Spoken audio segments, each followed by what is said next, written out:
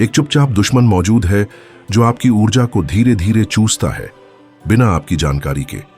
और यह दुश्मन बाहरी दुनिया से नहीं आता, बल्कि आपके सोचने और प्रतिक्रिया देने के तरीके से उत्पन्न होता है, जो आपकी खुद की जिंदगी को स्थगित करता है।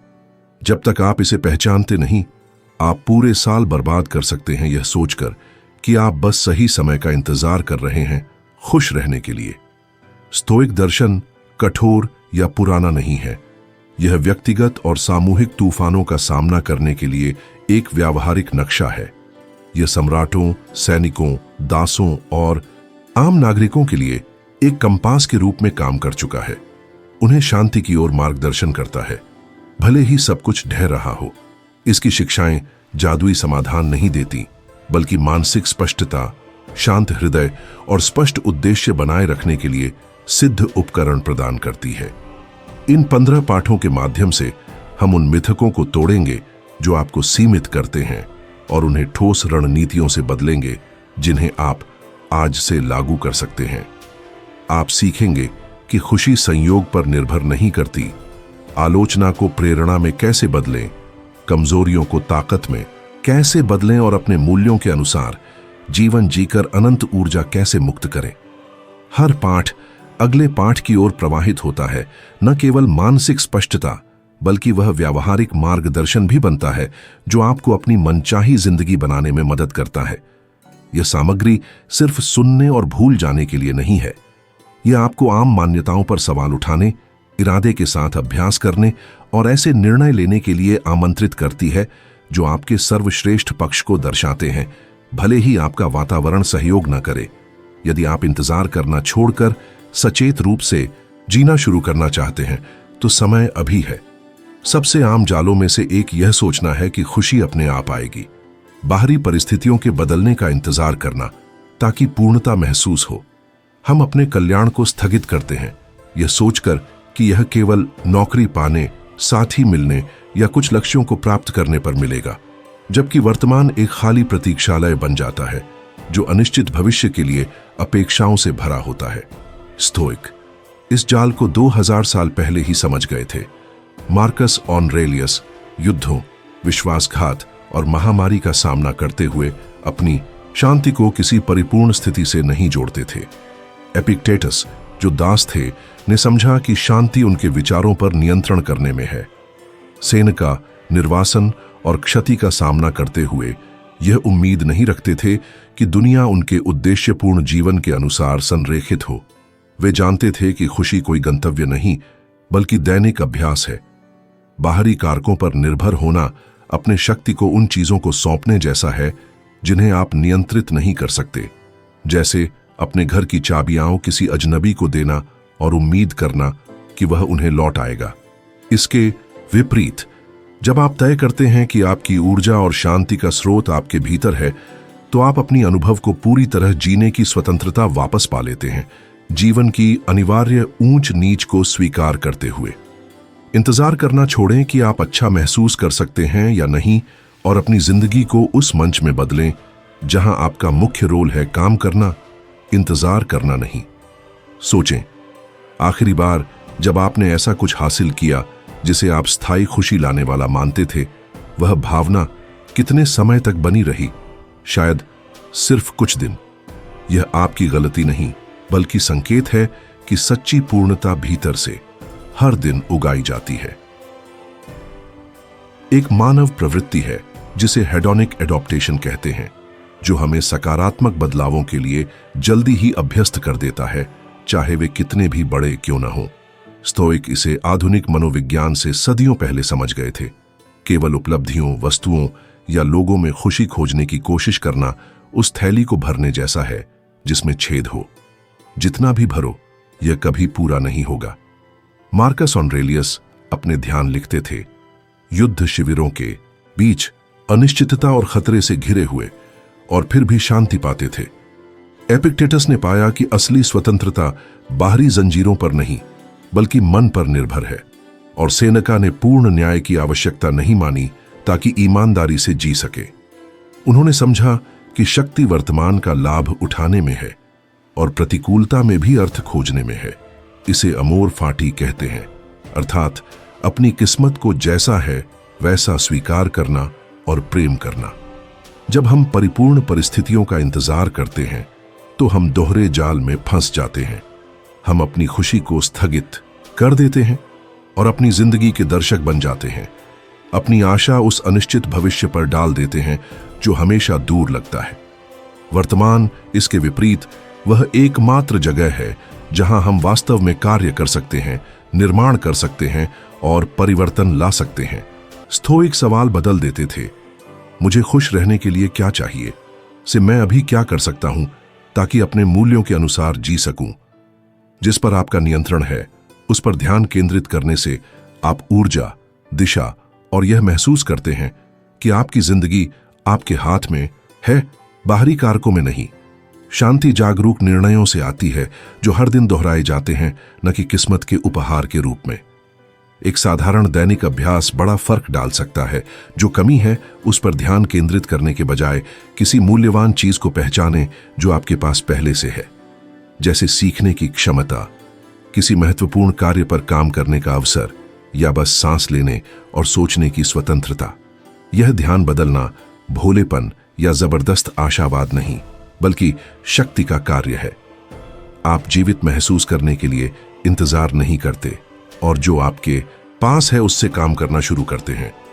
अमूर फाटी का अभ्यास अपनी जिंदगी को जैसा है वैसा स्वीकार करने में है, उन चुनौतियों सहित जो आपको आकार देती हैं, और वही सुधार करने का प्रयास करना जो आप कर सकते हैं। इसका मतलब है कि आपका आंतरिक संसार संतुलन में हो सकता है, भले ही बाहरी दुनिया न हो। यह याद दिलाते हुए कि जीवन तब नहीं शुरू होता जब सब कुछ व्यवस्थित हो जाए, यह अभी हो रहा है। हर पल जिसका आप इंतजार करते हैं वह पल वापस नहीं आएगा, और अपने कल्याण को स्थगित करना सोचकर कि भविष्य इसे हल कर देगा, स्वभ्रम है। स्टोइक के लिए समय एक सीमित और कीमती संसाधन है। इसे इंतजार करते हुए बर्बाद करना सबसे गंभीर गलतियों में से एक है। इसीलिए निमंत्रण स्पष्ट है, खुशी को कोई शर्त वाला पुरस्कार न माने और इसे मांसपेशी की तरह विकसित करना शुरू करें। हर दिन छोटे, संगत और सचेत निर्णयों से अपने जीवन को मजबूत करें।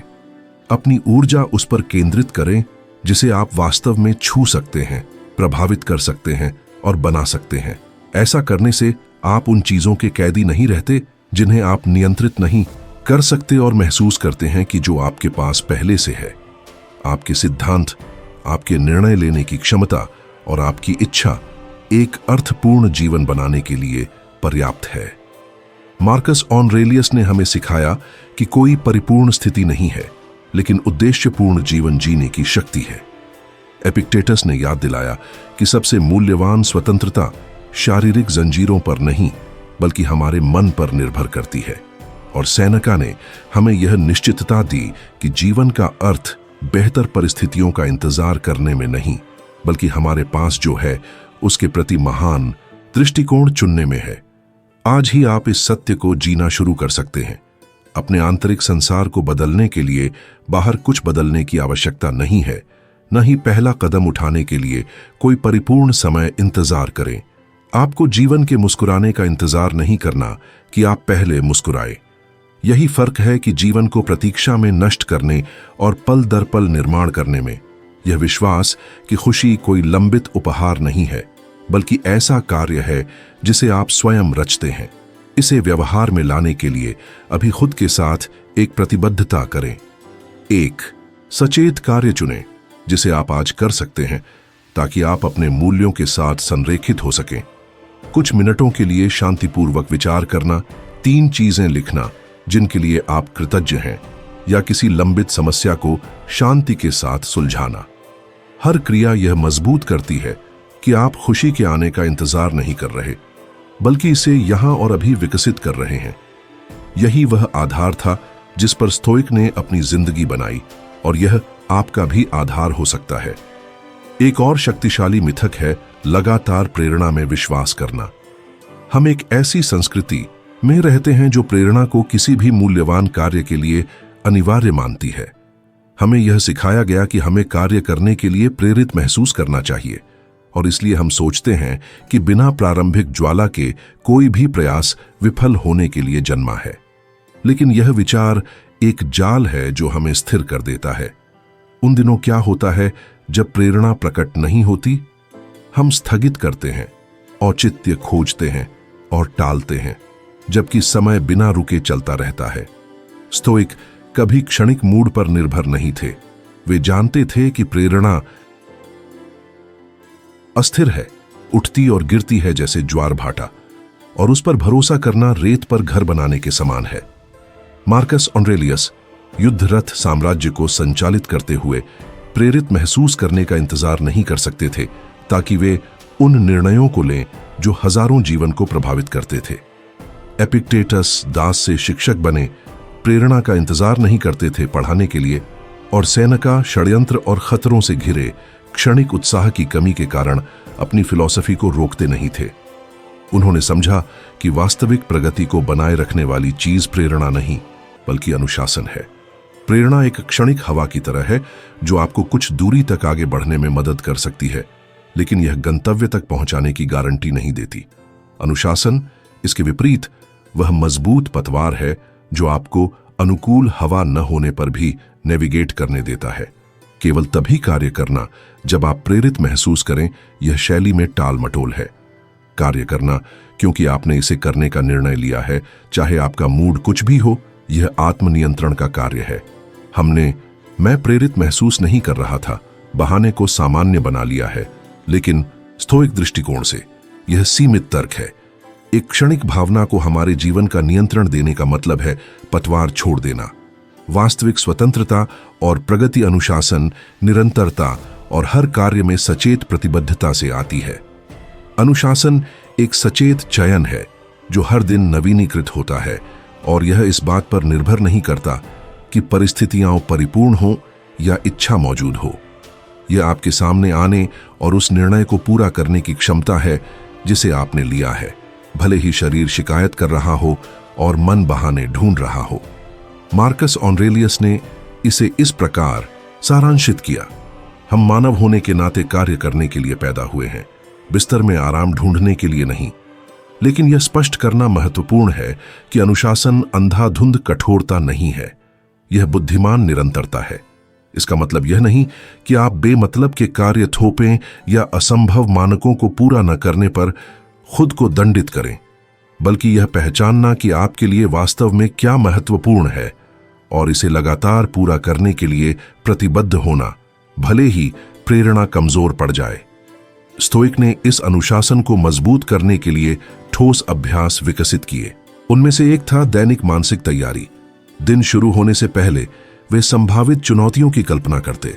मार्कस ऑरेलियस ने अवज्ञा, विश्वासघात या अहंकार का सामना करने के बारे में लिखा और खुद को याद दिलाया कि कुछ भी उन्हें उनके सिद्धांतों से दूर नहीं ले जा सकता। यह पूर्वाभास निराशावाद नहीं था, बल्कि चुनौतियों का सामना शांति के साथ करने के लिए भावनात्मक रूप से तैयारी का एक तरीका था। एक और प्रभावी रणनीति थी हर रात अगले दिन के लिए 3 अनिवार्य कार्यों की सूची बनाना। यह महत्वपूर्ण नहीं था कि वे बड़े या छोटे हों, मुख्य बात यह थी कि वे आपकी प्राथमिकताओं के अनुरूप हों और आप उन्हें हर हाल में पूरा करने के लिए प्रतिबद्ध हों। ये कार्य लंगर की तरह काम करते हैं, यह सुनिश्चित करते हुए कि दिन भले ही अराजक हो जाए, आप वास्तव में महत्वपूर्ण चीजों पर ध्यान बनाए रखें। तीसरा उपकरण है प्रीमेडिटेशियो मलोरुम, यानी बुराइयों की पूर्व कल्पना, जिसमें संभावित बाधाओं की कल्पना करना शामिल है। हालांकि यह विरोधाभासी लगता है, समस्याओं की पूर्व कल्पना आपको शांतिपूर्वक प्रतिक्रिया देने और पहले से तय किए गए अनुसार कार्य करने के लिए तैयार करती है, बजाय इसके कि आप आवेग पर प्रतिक्रिया दें। उदाहरण के लिए, यदि आप दौड़ने का योजना बनाते हैं तो आप बारिश, आलस्य या किसी कार्यगत बाधा की संभावना को पहले से देख सकते हैं। इस तरह कुछ भी आपको आश्चर्यचकित नहीं करेगा और आपका मन पहले से तैयार उत्तर देगा। यह अभ्यास मानसिक तैयारी, अनिवार्य कार्यों की सूची और बुराइयों की पूर्व कल्पना प्रेरणा के तानाशाही चक्र से मुक्ति दिलाते हैं। प्रेरणा क्षणिक है और हमेशा उपलब्ध नहीं रहेगी। उस पर निर्भर रहना ठोकर खाने जैसा है और लंबे समय तक निष्क्रिय रहना। अनुशासन, इसके विपरीत, एक ठोस आधार प्रदान करता है जो भावनात्मक उतार चढ़ाव पर निर्भर नहीं है। प्रेरणा का इंतजार किए बिना कार्य करना ठंडा या यांत्रिक नहीं है, यह अपने ऊपर विश्वास बनाने जैसा है। कठिन दिनों में भी अपनी प्रतिबद्धताओं को पूरा करना आपके शब्दों को मजबूत करता है, आपके चरित्र को मजबूती देता है और वास्तविक आत्मसम्मान उत्पन्न करता है। यह खुद को दंडित करने का नहीं, बल्कि हर बार उस कार्य को पूरा करने पर सम्मान देने का है जिसे आपने करने का कहा था। इस तरह अनुशासन सिर्फ आदत नहीं रह जाता, बल्कि पहचान बन जाता है। आप अब कोई ऐसा व्यक्ति नहीं है जो केवल तब कार्य करता है जब इच्छा हो, बल्कि कोई ऐसा व्यक्ति है जो कार्य करता है क्योंकि उसने ऐसा करने का निर्णय लिया है। यह अंतर हालांकि सूक्ष्म लगता है, परिणामों और स्वयं की धारणा में बड़े परिवर्तन लाता है। जीवन हमेशा अनुकूल परिस्थितियां नहीं देगा। थकान, निराशाएं, अप्रत्याशित घटनाएं और दर्द होंगे। ऐसी परिस्थितियों में प्रेरणा का इंतजार करना जोखिमपूर्ण है। अनुशासन इसके विपरीत एक शरण स्थली है जहां आप हमेशा लौट सकते हैं। इसे अभ्यास करने के लिए हर रात अगले दिन के लिए 3 कार्य लिखें जिन्हें आप बिना किसी बहाने के पूरा करेंगे। उनके आकार का कोई महत्व नहीं, मुख्य बात आपकी अडिग प्रतिबद्धता है। जब समय आए तो अपने साथ कोई समझौता न करें, कार्य करें क्योंकि यह वही है जिसे आपने करने का निर्णय लिया है। समय के साथ आप देखेंगे कि आपकी निरंतरता और आत्मनियंत्रण आपकी जिंदगी को बदल देता है। प्रेरणा जो कभी इतनी आवश्यक लगती थी, प्राकृतिक रूप से प्रकट होने लगती है, लेकिन अब यह कार्य करने के लिए आवश्यक नहीं, बल्कि स्वयं कार्य का परिणाम होती है। अक्सर बस शुरू करना ही इंजन को चालू करता है। ऊर्जा बाद में आती है, पहले नहीं। यह उत्पादकता और भलाई के सबसे छिपे रहस्यों में से एक है। पहले कदम के लिए तैयार महसूस करने का इंतजार न करें, कार्य करें और जल्द ही आप तैयार महसूस करेंगे। लगातार प्रेरणा का विचार एक मिथक है, क्योंकि मानव प्रकृति ऐसा काम नहीं करती। हम आदतों के जीव हैं और जो हम हर दिन दोहराते हैं वह एक अलग क्षण में महसूस की गई भावना की तुलना में हमारे मार्ग को बहुत अधिक परिभाषित करता है। अनुशासन वह पुल है जो हमारी इच्छाओं और हमारे वास्तविक कार्यों के बीच खड़ा है, और हर दिन जब आप इसे पार करते हैं, भले ही परिस्थिति परिपूर्ण न हो, आप एक ऐसी जीवन बना रहे हैं जो क्षणिक इच्छाओं पर नहीं बल्कि सिद्धांतों पर आधारित है। यदि पिछली पाठ में हमने सीखा कि खुशी सचेत क्रियाओं से बनाई जाती है, तो यहां हम एक कदम आगे बढ़ाते हैं। ये क्रियाएं प्रेरणा की अनुमति की आवश्यकता नहीं रखती, वे आपके निर्णय और उद्देश्य की स्पष्टता पर टिकती हैं। प्रेरणा आ सकती है और जा सकती है, लेकिन अनुशासन हमेशा उपलब्ध रहेगा यदि आप इसे विकसित करने का चयन करते हैं। और इस दैनिक चयन में स्वतंत्रता का एक सबसे शुद्ध रूप निहित है। आधुनिक जीवन की सबसे सूक्ष्म विरोधाभासों में से एक ये है कि जब हम अपने दिन का सामना करने के लिए ऊर्जा खोजते हैं, तो हम इसका बहुत हिस्सा उन चीजों में बर्बाद कर देते हैं जिन्हें हम नियंत्रित नहीं कर सकते। अतीत और भविष्य। मन स्वभाव से ही बेचैन, भटकने का झुकाव रखता है।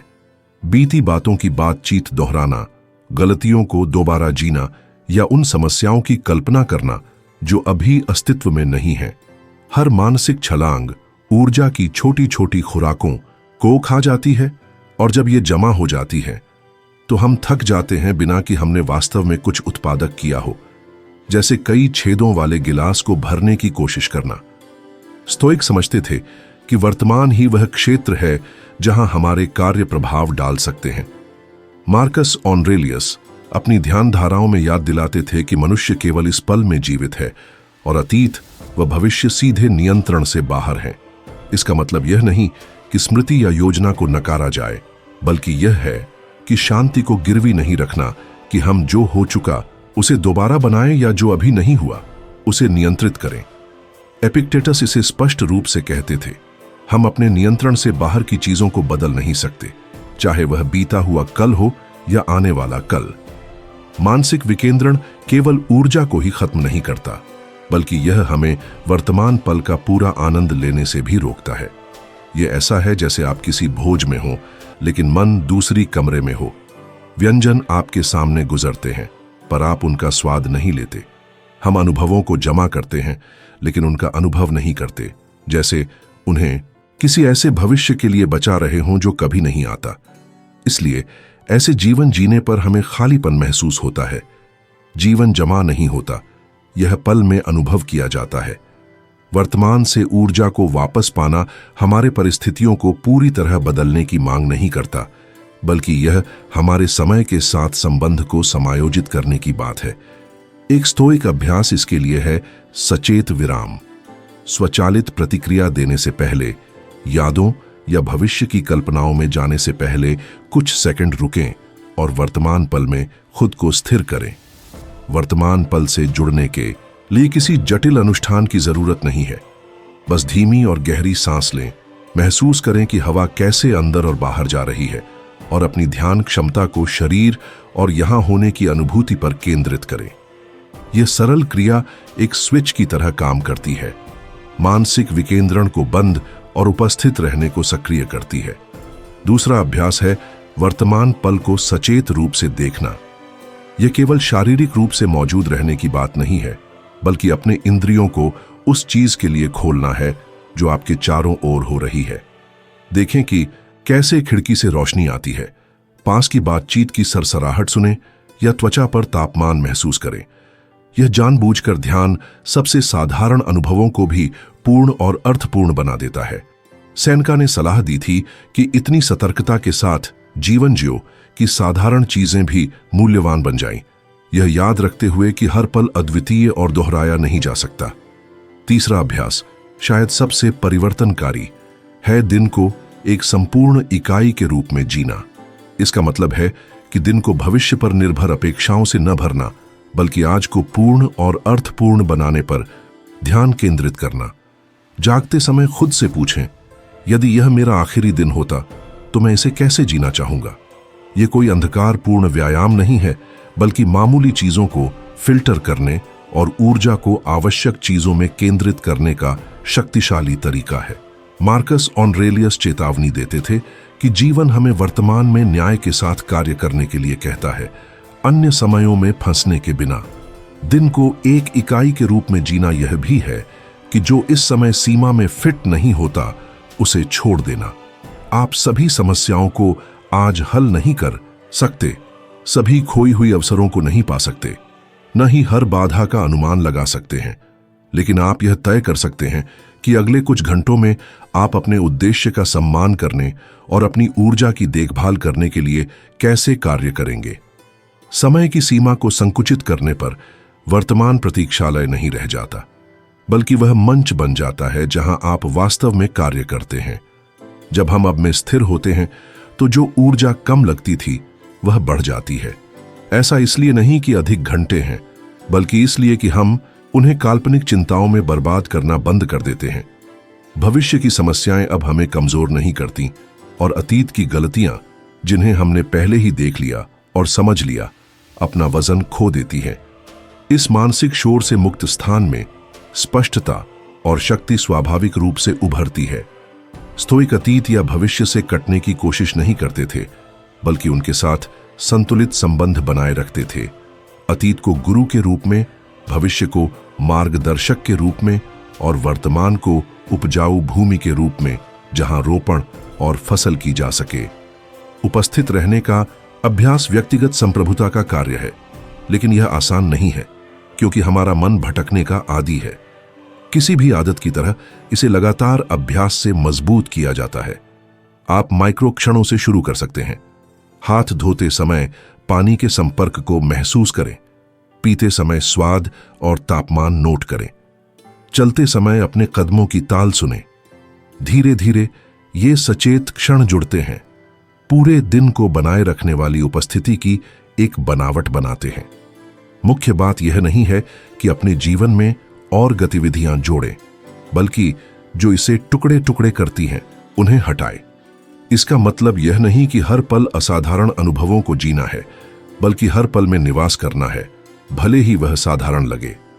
वर्तमान में छिपी ऊर्जा बड़े इशारों से नहीं खुलती, बल्कि सतत ध्यान से खुलती है, इसे व्यर्थ दिशाओं में बिखरने से रोकते हुए। यदि पिछली पाठ में हमने सीखा कि अनुशासन हमें प्रेरणा पर निर्भर किए बिना कार्य करने देता है, तो यहां हम पाते हैं कि वर्तमान हमें सबसे स्थिर और लगातार ऊर्जा का स्रोत प्रदान करता है। एक विकेंद्रित मन अपने मार्ग पर टिकने के लिए संघर्ष करता है, जबकि एक उपस्थित मन दृढ़ता और स्पष्टता के साथ आगे बढ़ता है। सबसे अच्छी बात यह है कि इस ऊर्जा तक पहुंचने के लिए हमें बाहरी परिस्थितियों के बदलने का इंतजार करने की जरूरत नहीं है। यह यहां और अभी उपलब्ध है।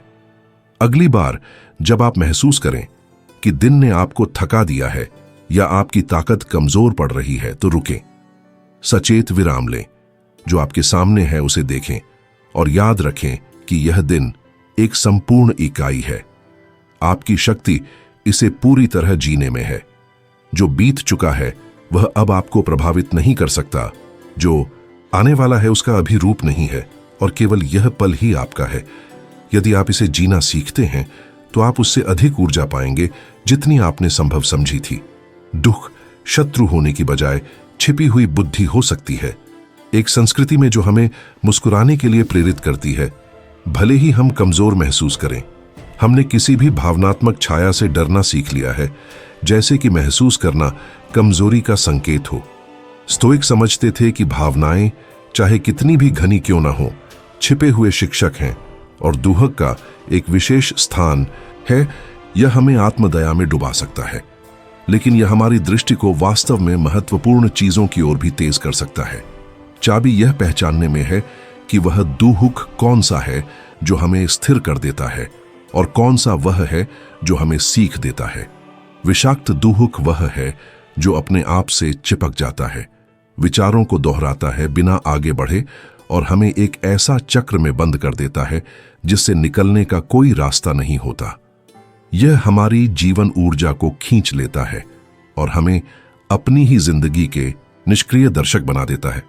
इसके विपरीत वैध दुख, जिसे स्टोइक मूल्यवान मानते थे, दर्द को नकारता नहीं है और न ही उसे आदर्श बनाता है। यह वह दुख है जो प्रकाश देता है, जो हमें दिखाता है कि क्या टूटा या खो गया है और हमें मार्ग समायोजित करने का आमंत्रण देता है। यह रात में एक दीपक की तरह है। यह हमें बचाता नहीं है, लेकिन मार्ग दिखाता है और खतरों से बचने में मदद करता है। मार्कस ऑरेलियस प्रियजनों की मृत्यु और साम्राज्य के दबाव का सामना करते हुए अपने दर्द को नकारते नहीं थे। वह उसे देखते और उसे परिप्रेक्ष्य में रखते थे, यह समझते हुए कि हम जो प्यार करते हैं वह पूरी तरह हमारा नहीं है।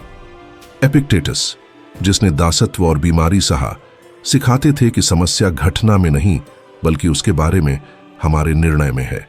सेनेका सलाह देते थे कि दुहक के लिए तैयारी करें, न कि महसूस न करने के लिए, बल्कि ताकि उसे शांति से सामना किया जा सके। स्टोइक भावनाओं का दार्शनिक विश्लेषण करते थे। दुहक के सामने वे इसे दबाने या नाटकीय बनाने में जल्दी नहीं करते थे। वे पूछते थे, यह भावना मुझे क्या दिखाना चाहती है? वे इसे एक संदेशवाहक के रूप में देखते थे, तानाशाह के रूप में नहीं। इस परीक्षा के लिए कड़ी ईमानदारी चाहिए थी। यह पहचानना कि क्या दुख अतिवादी लगाव, अवास्तविक अपेक्षाओं या वास्तविक हानि से उत्पन्न हुआ है, जिसे स्वीकार करने पर यह अनुभव के लिए आभार में बदल सकता है। यहां ऊपर से देखना अभ्यास महत्वपूर्ण हो जाता है। कल्पना करें कि आप अपनी जिंदगी के ऊपर से देख रहे हैं, जैसे आप एक ऊंचाई से अपने अस्तित्व को देख रहे हों, शहरों, लोगों और घटनाओं को एक बड़े बोर्ड पर टुकड़ों की तरह देखते हुए। यह दृष्टिकोण दुहक को बोझ बनने से रोकता है और इसे एक मार्गदर्शक में बदल देता है, जिससे आप अपनी जिंदगी को स्पष्टता और बुद्धिमत्ता के साथ नेविगेट कर सकते हैं। इस उच्च दृष्टिकोण से हमारी समस्याएं छोटी दिखती हैं। ऐसा इसलिए नहीं कि वे महत्वहीन हैं, बल्कि इसलिए कि वे एक व्यापक संदर्भ में आती हैं। जो दुख असीमित लगता था वह अब एक बड़ी कहानी का अध्याय बन जाता है। यह दृष्टिकोण दर्द को नहीं मिटाता, लेकिन उसे उसके स्थान पर रखता है, जिससे वह बाकी सब कुछ अंधकारमय नहीं कर पाता। इस दृष्टिकोण को लागू करने के लिए अभ्यास और निरंतरता चाहिए। केवल यह कहना पर्याप्त नहीं है, जब दर्द आएगा तब मैं ऊपर से देखूंगा। इस आदत को शांति के समय में प्रशिक्षित करना जरूरी है, ताकि तूफानी क्षणों में यह उपलब्ध हो। याद रखें, लाखों लोगों ने इसी तरह की हानि का सामना किया है और आपकी अपनी कहानी में भी आप पहले उन दर्दों को पार कर चुके हैं जो उस समय स्थायी लगते थे। दृष्टिकोण को व्यापक करने पर दुख स्थायी सजा नहीं रहता, बल्कि आपकी लचीलापन की याद दिलाने वाला बन जाता है। उदाहरण के लिए, जब आप एक महत्वपूर्ण रिश्ते को खो देते हैं तो विषाक्त दुख आपको उस कहानी में बांध देता है जो हो सकता था लेकिन नहीं हुआ, बार बार हानि का स्क्रिप्ट दोहराते हुए। इसके विपरीत उपयोगी दुख आपको दिखाता है कि आपकी जिंदगी के कौन से पहलू को मजबूत करने की आवश्यकता है ताकि आप पूरी तरह किसी और पर निर्भर न रहें। यह आपको प्रेम करने की क्षमता सिखाता है, लेकिन यह भी सिखाता है कि खुद से बिना शर्त प्यार करना कितना महत्वपूर्ण है। यह दर्द को मिटाता नहीं, लेकिन इसे सीख में बदल देता है और समय के साथ परिपक्वता में बदल देता है। उपयोगी दुख सहज नहीं है। यह हमें नहीं सहलाता और न ही सुस्त करता है। यह हमें जागृत करता है, हमें उन सच्चाइयों का सामना करने के लिए मजबूर करता है जिन्हें हम टालना पसंद करेंगे। यह असुविधा उस ठंडी बारिश की तरह काम करती है जो जमा धूल को बहा देती है। इसलिए स्टोइक इसे नहीं टालते थे, बल्कि इसका सामना करते थे, यह जानते हुए कि दूसरी ओर वे अपने अधिक स्पष्ट संस्करण को पाएंगे।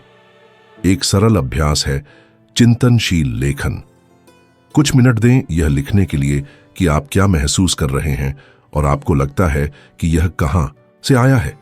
फिर पूछें, यदि यह दुख एक शिक्षक होता तो यह मुझे क्या सिखाना चाहता। यह सरल क्रिया भावना के साथ आपके संबंध को शत्रु से मार्गदर्शक में बदल देती है। इसके बाद ऊपर से देखना लागू करें। कल्पना करें कि यह क्षण 5, 10 या 20 साल बाद कैसा दिखेगा। आज जो असंभव लगता है वह आपकी जिंदगी की व्यापक धारा में घुल जाएगा। स्टोइक समझते थे कि हम जो होता है उसके मालिक नहीं हैं, लेकिन हम इसके अर्थ को तय कर सकते हैं। इस दर्शन से देखा गया दुख सिस्टम की गलती नहीं है, बल्कि एक महत्वपूर्ण कार्य है जो हमें चेतावनी देता है, मार्गदर्शन करता है और अगर हम सुने तो हमें अधिक बुद्धिमान बनाता है। इसे नकारना अवसर खोने जैसा है, इसके प्रति चिपकना फंसने जैसा। सद्गुण यह है कि इसके साथ उतना समय चलें जितना जरूरी हो और फिर इसे उसके मार्ग पर जाने दें। दुख में छिपी बुद्धि को पहचानना स्वयं के प्रति सम्मान का कार्य है। यह स्वीकार करना कि हमारा मानव अनुभव रैखिक नहीं है और हमेशा उज्जवल नहीं होता, और कि सबसे धूसर मौसम भी नवीनीकरण के लिए जमीन तैयार करता है। जैसा कि मार्कस ऑरेलियस कहते थे, प्रकृति बिना उद्देश्य के कुछ नहीं करती। यदि दुख यहां है तो यह इसलिए है कि हमारे भीतर कुछ ऐसा है जिसे आगे बढ़ने से पहले समझा जाना चाहिए। अगली बार जब आप अपने छाती पर यह भार या जमीन की ओर दृष्टि महसूस करें, इसे तुरंत बाहर निकालने की जल्दी न करें। इसके साथ बैठें, पूछें कि यह आपको क्या दिखाना चाहता है और याद रखें, आपका दुख शत्रु नहीं बल्कि एक साथी हो सकता है जो आपको अधिक स्पष्टता, विनम्रता और शक्ति के साथ जीने के लिए तैयार करता है। आज जो दर्द है वह कल आपकी सच्ची बुद्धि का निर्माण कर सकता है। स्टोइक दृष्टिकोण से स्वीकृति का अर्थ हार मान लेना नहीं है, बल्कि वास्तविकता के साथ सामंजस्य बनाना है। और वास्तविकता के साथ सामंजस्य बनाना शक्ति खोना नहीं है, बल्कि उसे प्राप्त करना है, क्योंकि यह आपको पहले से हारी हुई लड़ाई का बोझ उठाए बिना कार्य करने की अनुमति देता है। एपिक्टेटस इसे एक गाड़ी से बंधे कुत्ते की तस्वीर से उदाहरणित करते थे। वह विरोध कर सकता है, पैरों को जकड़ सकता है और खींचते हुए चोटिल और थक सकता है, या वह गाड़ी के साथ चल सकता है, इसकी गति और दिशा के अनुसार खुद को ढाल सकता है। गाड़ी वे परिस्थितियां हैं जिन्हें आप नियंत्रित नहीं कर सकते। कुत्ता आपकी इच्छा है।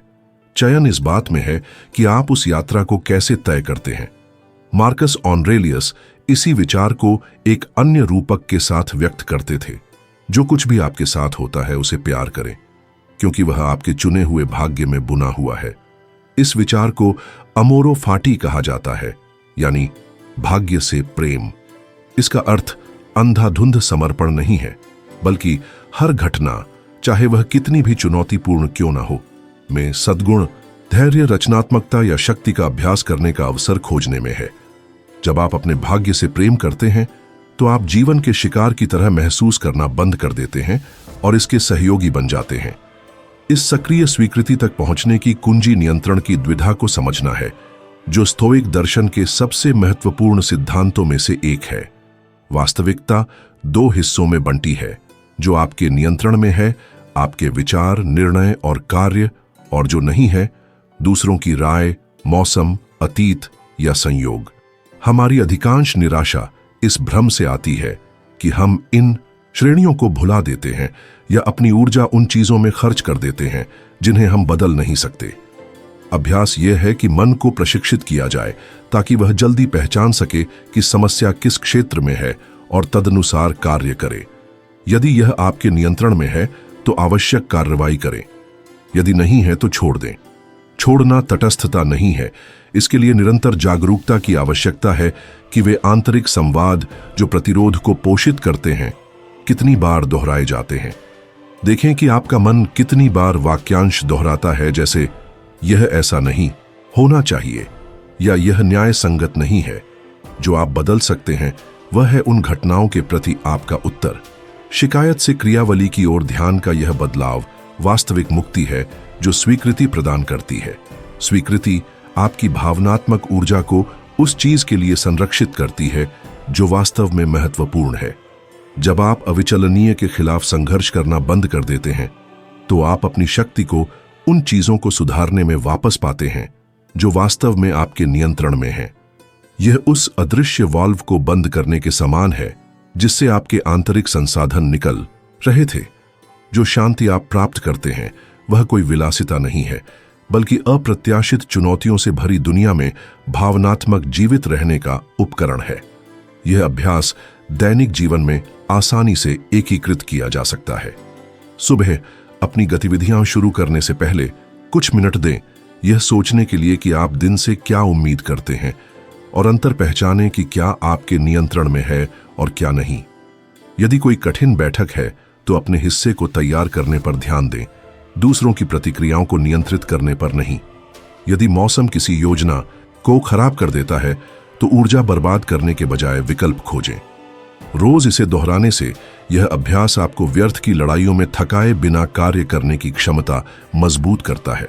एपिक्टेटस सिखाते थे कि आंतरिक स्वतंत्रता का अर्थ यह नहीं है कि आप वही करें जो आप चाहते हैं, बल्कि यह है कि आप वही चाहें जो आप करते हैं जब उसे बदला नहीं जा सकता।